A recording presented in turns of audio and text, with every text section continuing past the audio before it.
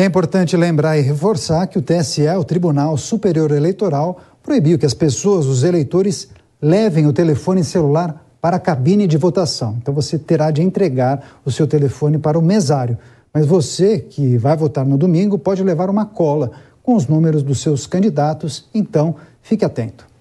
É isso aí, Dani. E sobre essa reta final da campanha eleitoral e a expectativa para o último encontro entre os presidenciáveis, a gente vai conversar agora com o sociólogo e professor do IBMEC de BH, Lucas Azambuja. Professor, seja muito bem-vindo. Boa noite. Boa noite, obrigado. Professor, vamos lá. Mostramos agora há pouco o resultado de mais uma pesquisa de intenções de voto do Datafolha. Vou só reforçar os principais índices. Lula aparece com 48% das intenções de voto, subiu 1 ponto percentual em relação ao último levantamento do mesmo instituto, e Bolsonaro segue aparecendo em segundo lugar com 34% e também oscilou 1 ponto percentual para cima. A gente tem hoje à noite um debate que vai ser o último antes do primeiro turno das eleições. São muitas as pesquisas com resultados um pouco diferentes, mas a grande maioria apontando que haverá, segundo esses levantamentos, uma vitória de Lula ou no primeiro ou no segundo turno. Será que esse debate de hoje à noite pode impactar significativamente nesses resultados? Eu acho que pode, né, pela repercussão que normalmente, hoje em dia, os debates estão tendo dentro das redes sociais, né, a maneira como, em diferentes momentos, os candidatos conseguem rebater uns aos outros, isso mobiliza as redes sociais e pode influenciar de alguma forma aqueles que ainda não se decidiram completamente. Agora, é bom lembrar que a televisão ela já foi, né, mais decisiva, né, o desempenho, principalmente em debate, já foram mais decisivos quando a gente não tinha as redes sociais, a internet, os grupos de WhatsApp. Então, mas pela peculiaridade dessa eleição, né, onde a gente tem duas candidaturas que estão se confrontando de maneira muito forte, esse desempenho e a expectativa que cerca um debate na Rede Globo hoje pode trazer algum tipo de repercussão para os próximos dias. Agora, professor, essas pesquisas que estão sendo divulgadas suscitam dúvidas justamente em relação à decisão já em primeiro turno.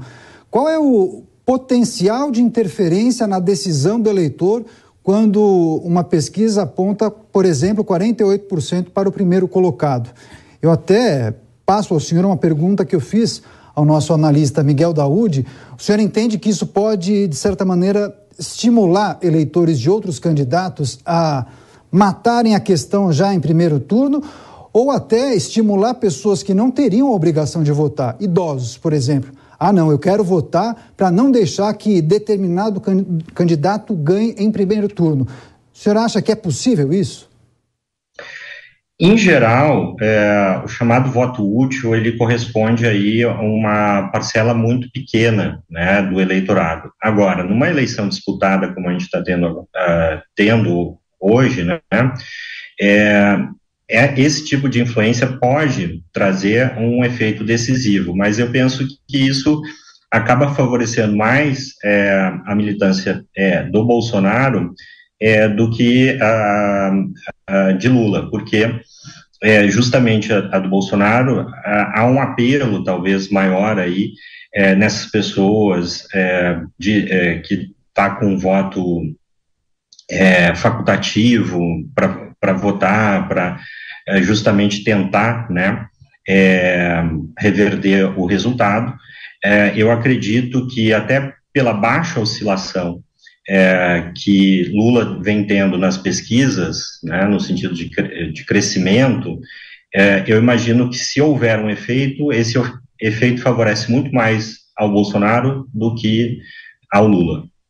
Agora, professor, as pesquisas também têm mostrado, claro, com índices diferentes, mas eu vou chutar uma média aqui de 80%, entre 70% e 80% de cristalização de votos, segundo essas intenções, né, de votos dos eleitores, em Lula e Bolsonaro. Para quem diz que vai votar em Lula ou Bolsonaro, a grande maioria diz que não deve mudar de ideia até o dia das eleições, até o próximo domingo. Com base nisso, nessa quase cristalização total desses votos, esses dois candidatos, que são os principais adversários um do outro, devem mudar a postura nesses últimos dias, antes do primeiro turno, de repente intensificarem os ataques um ao outro. Como o senhor analisa? Qual é a perspectiva para os próximos dias em relação ao comportamento desses candidatos? Eu imagino que os ataques vão se intensificar, né, nessa reta final, para talvez provocar algum evento, algum tipo de informação mais impactante que possa mexer aí com algum eleitorado mais indeciso, e principalmente aquele eleitor que está votando nos outros candidatos, né, Ciro Gomes, enfim, pode tentar influenciar esse voto para um lado ou para o outro, né, e o discurso ficar ainda mais acirrado nas pautas que vêm sendo discutidas, como corrupção, como a condução do governo da pandemia, crescimento econômico e outras pautas, as pautas de costumes também. Então, eu acho que nessa reta final, os dois candidatos eles vão procurar, sim, marcar posição para justamente, talvez, aumentar aí essa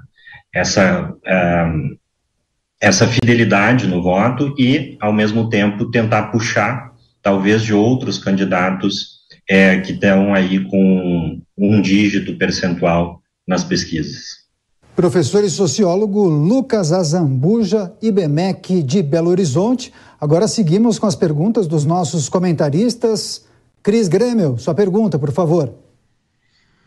Professor, a gente tem ouvido falar muito de violência política, né? Eu, inclusive, rebato aqui de forma bastante crítica isso, porque eu digo, a gente não pode ficar passando para a população uma ideia de pânico, de que as pessoas vão sair se matando nas ruas, nas urnas, nas sessões eleitorais. Isso acontece pontualmente desde que o Brasil tem eleições, em alguns rincões aí, de forma mais acirrada. Mas o senhor vê a possibilidade de, após o resultado, dada a polarização, haver de um lado ou de outro, né? Dependendo de quem perder, alguma violência, algo mais contundente, cobrando por mais transparência no resultado? Eu acho que assim, há uma incerteza muito grande, porque realmente o clima é de tensão, né? Ao mesmo tempo, o país também é muito grande, então a gente não pode pensar isso em termos homogêneos, né? Como se a reação fosse a mesma do sul ao norte do país. Mas eu acho que, de alguma forma, isso também vai depender muito da postura dos dois candidatos em relação a um resultado que desfavoreça um ou ao outro. Estimulando ou não uma certa agitação. Mas eu acho que realmente vai haver uma agitação, porque já está havendo esse movimento de tensão, de acirramento dos ânimos, de uma certa preocupação com a segurança, com regras cada vez mais rígidas. Então, isso tende, né, em vez de diminuir, tende a se acirrar, principalmente, como tudo indica, o resultado, seja ele qual for, vai ser muito próximo, né, muito empatado entre os dois. Então, isso vai gerar ainda mais tensões no decorrer do tempo. Bom, a gente está conversando agora com o professor do IBMEC de BH, Lucas Azambuja, falando sobre esse cenário para as eleições deste ano. E a você que estava acompanhando a Voz do Brasil nas redes de rádio Jovem Pan, seja bem-vinda, seja bem-vinda ao Jornal Jovem Pan, que segue falando das principais notícias do dia e, nesse momento, analisando o cenário próximo ao primeiro turno das eleições. A gente está conversando agora com o sociólogo e professor do IBMEC de BH, Lucas Azambuja, e quem faz a pergunta agora ao professor é o Miguel Daúde. Professor, boa noite. Nós estamos percebendo que tanto Lula quanto Bolsonaro vão ser alvo de duras críticas, e essa realidade pode causar algum descontrole desses candidatos, é que o que se espera, né, os adversários esperam isso para poder ganhar um espaço. Qual é o risco que existe de um candidato escorregar e perder votos? Ele teria que ter calma, não se aborrecer com provocações, ou poderia contra-atacar da mesma forma? Ou como que isso ficaria para a imagem do público? Essa que é a minha grande dúvida em relação a um debate. Acho que as posições de um lado ou de outro, elas estão bem definidas, né? Talvez uma mudança possa surgir com eventuais escândalos, algum tipo de informação de última hora, acusação, que possa ter algum tipo de força naquele eleitorado um pouco mais indeciso. E aí isso possa estimular a reação da militância dos dois campos a uma postura mais radical, mais aguerrida nesse clima até domingo. Eu acho muito difícil que ocorra algo que possa aumentar ainda mais esse clima, como eu falei, de tensão, né? Eu acho que isso vai permanecer e os dois candidatos eles vão reagir porque isso mobiliza, né, as pessoas a buscarem, inclusive influenciarem, né, no seu ciclo social, outras pessoas a votarem no seu candidato.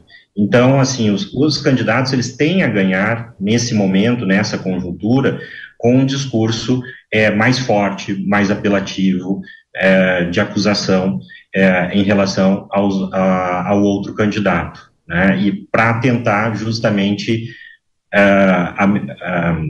mobilizar a militância para uma atuação mais forte, mais sonora e assim influenciar aqueles que talvez não compartilhem do mesmo entusiasmo, mas, né, que ainda podem mudar o seu voto.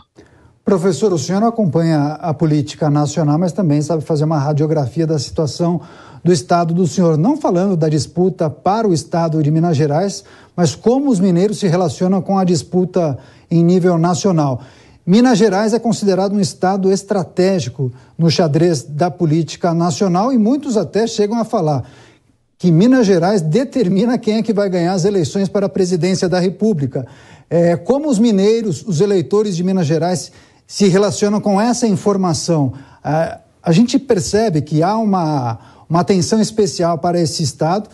Jair Bolsonaro já foi mais de uma vez, assim como Lula, fez comícios em várias regiões de Minas Gerais. Como o estado está se comportando nesse momento na campanha eleitoral? Eu acho que Minas ele está reproduzindo um fenômeno que a gente está vendo não só no Brasil, como, de certa forma, na maior parte das democracias, que é a diferença de orientações ideológicas entre o interior e as grandes cidades, né? Então, nesse sentido, nas grandes cidades, há um predomínio, digamos, de uma postura mais à esquerda, crítica a Bolsonaro, e isso se reflete na figura do candidato a governador e ex-prefeito de Belo Horizonte, Calil. E no interior a gente tem uma maior força, uma maior identificação aí com Bolsonaro e o atual governador e candidato à reeleição, Zema. Então, eu acho que isso vai haver uma certa transferência de votos, né? E como Zema aparenta, né, também está bastante na frente por causa das pesquisas, eu acho que vai haver uma certa identificação com Zema e Bolsonaro, uma transferência. Fenômeno que eu acho que não vai se reproduzir tanto no caso do Calil, na transferência de votos para o Lula, exatamente porque existe aí boa parte do eleitorado nas cidades do interior, fora da capital.